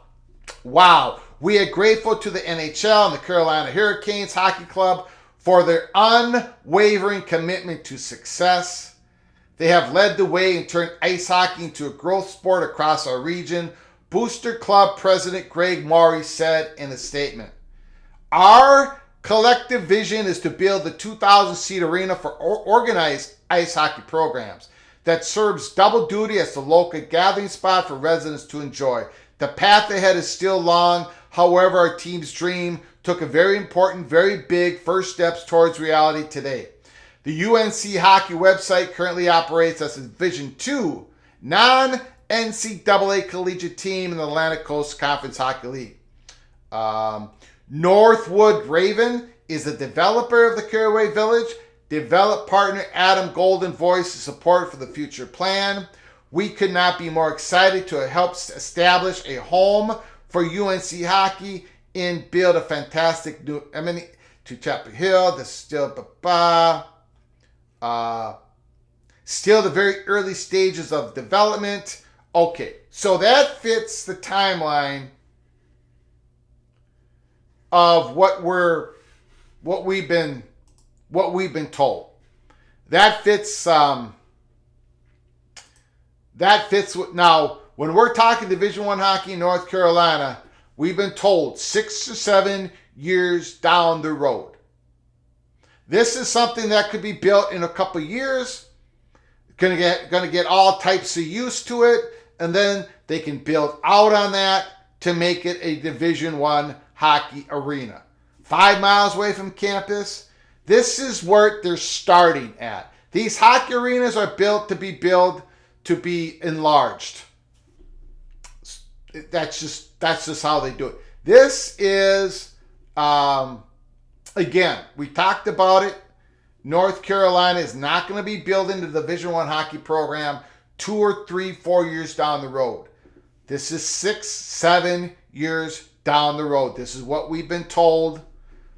And thank you for letting me know about that article. This is the first step towards Division I hockey for North Carolina. They've taken a bunch of steps before this. Now they gotta build this out. It's gonna take a couple years just to build this arena, and then they can start really churning it up. In a couple years, what conference are they gonna be in? After they have this arena, this smaller arena built, we shall see. We shall see.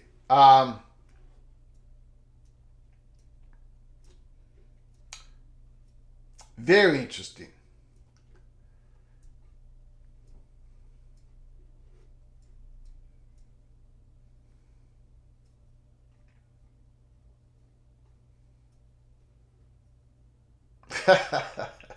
It's great, Stink. Sankey is not the man on the mask. He's up in the VIP box.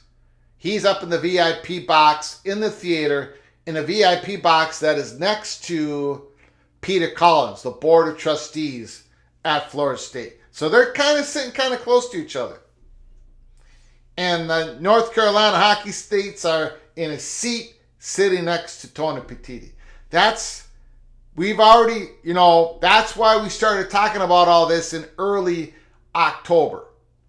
Because the chatter was a growing, and this is our way to give you guys peek around the corner information. Now, we're not declaring anything. The Florida State and Money Perch believe there's about an 80% chance that Florida State goes to the SEC over the Big Ten. But we're not declaring it. We haven't heard that, confirmed, definite, boom, it's happening. Nope.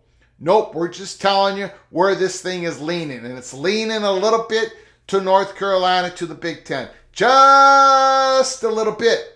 Again, we're not declaring anything. We're not making news tonight. But I find that article very interesting. It fits in the timeline that we've been told now. We've been told this quite a few times. So building an arena, 2,000 arena, a few years from now, fits into the 6-7 year timeline of Division I hockey, North Carolina Tar Heels. Absolutely. Hockey's a cute little pet project for a couple boosters at UNC. Hockey has a very little effect on the moneymaker sports. You're correct on that. Now, University of Minnesota makes money. but on hockey, but a lot of programs don't. Some do, some don't. But the boosters who are putting the money for this, who are going to build this up gradually, they're putting a whole lot of money in this. They're going to be putting a whole lot of money in this. Now, are other boosters at North Carolina aligned with these boosters in regards to realignment? That we do not know. Most of them may want North Carolina to the SEC. The hockey thing isn't going to make a difference in regards to realignment, but it gives you a peek, an insight into where at least some of the boosters are thinking. And let me tell you something, and I've said this before, some of the boosters, I've hinted at this, the flirting, that they want Big Ten.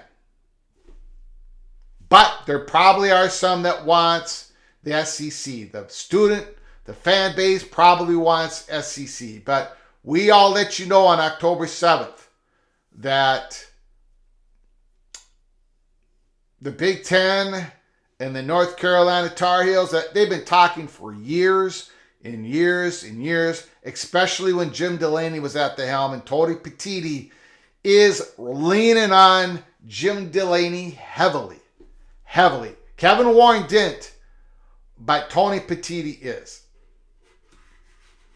Tony Petitti is. Thank you for giving me the heads up on the article. I appreciate it.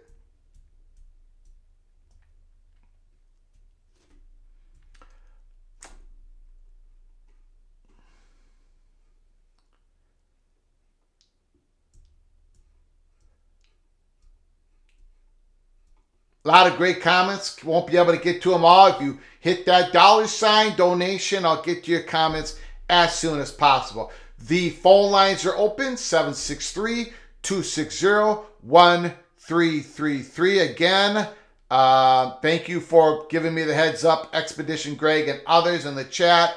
October 27th, all of that fits in the timeline. All of that fits in the timeline that we talked about October 7th.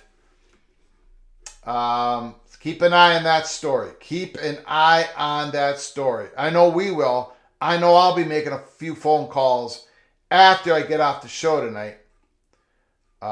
Early in the day, we talked about the bowl projections, Action Network, Brett McMurphy bowl projections. If you missed that, take a look at that. It's episode 320.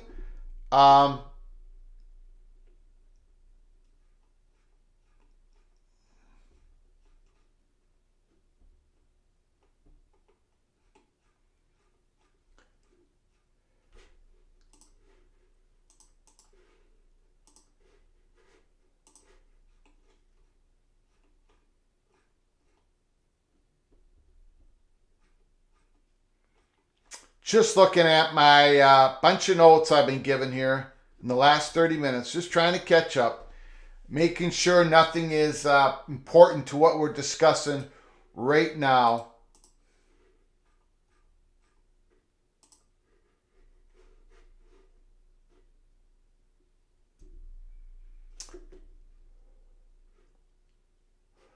Caden's dad, both FSU and North Carolina administration want the Big Ten, but both schools' boosters want SEC. Well, when you say both schools' boosters want SEC, I can tell you for a fact there's a couple UNC boosters that want Big Ten. So not all the boosters are aligned at North Carolina. Now, are they all aligned at Florida State going to the SEC? I really don't know. I haven't heard. We do have the Florida State money perch, but he doesn't really tell us. He doesn't tell us where he's aligned, or he's just been giving us information on what Florida State's about to do next. And he believes there's an 80% chance that Florida State goes to the SEC. He hasn't told us where he's aligned with. But we can tell you, without a shadow of a doubt, not all the boosters at North Carolina are for North Carolina going to the SEC. That's why we have the ice skates next to Tony Petitti. We know that for a fact.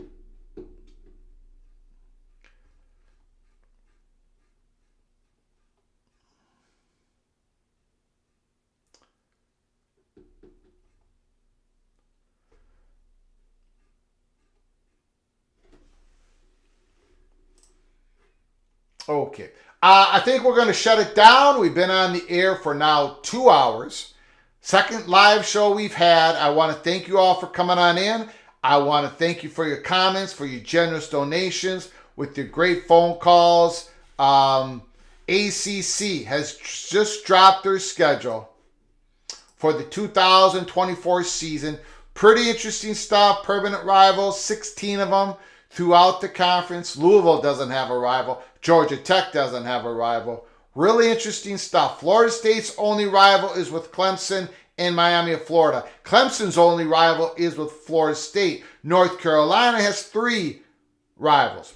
North Carolina State, Duke, and Virginia. So pretty interesting stuff. Schedules out there for 2024 with the dates. ACC 2024 football schedule with the dates will be out January 31st, 2024. And there might be other news popping in 2024 in the month of January. The first quarter, at least, of 2024. We're going to be following everything in college football. So before you leave, please smash that like button. It helps us with the algorithm so much of YouTube.